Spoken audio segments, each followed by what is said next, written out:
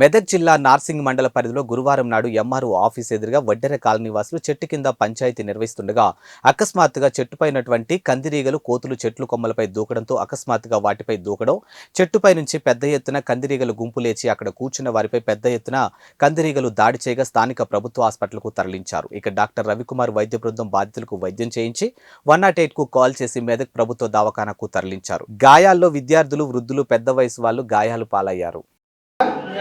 ఇప్పుడు lunch time కదా sir, వాళ్ళు వాష్రూమ్ లేకపోతే అట్లా వస్తారు.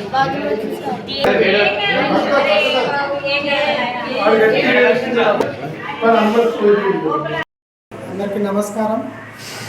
నేను డాక్టర్ రవికుమార్, పిహెచ్సి నార్సింగ్.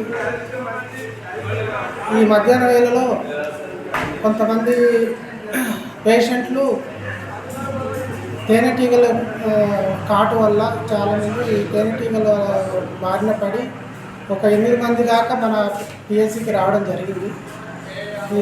వెంటనే ఎమర్జెన్సీ చికిత్స విధంగా మరి ఎవెల్ ఇంజెక్షన్ టెటట్రాన్ ఇచ్చి ఒక 3 మాత్రం పెద్దవాళ్ళని 60 సంవత్సరాల ఉన్న పెద్దవాళ్ళని 3 మెదక్ ఏరియా హాస్పిటల్కి, అలాగే ఒక 4 విద్యార్థులను కూడా మనం మెదక్ ఏరియా హాస్పిటల్కి రిఫర్ చేయడం జరిగింది.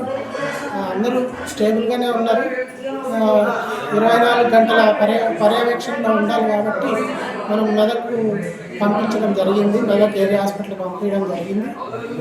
కావున ఇట్లా మరి అప్పుడప్పుడు అనుకోని సంఘటనలు ఇలా జరుగుతుంటాయి కాబట్టి అనుకోని విధంగా మన పిహెచ్సి నార్సింగ్కి ఈ తేనెటీగలు కాటుకు రావడం, వెంటనే మనం స్పందించి ట్రీట్మెంట్ చేసి మనం వెంటనే 108లో ఏరియా హాస్పిటల్కి పంపించడం జరిగింది.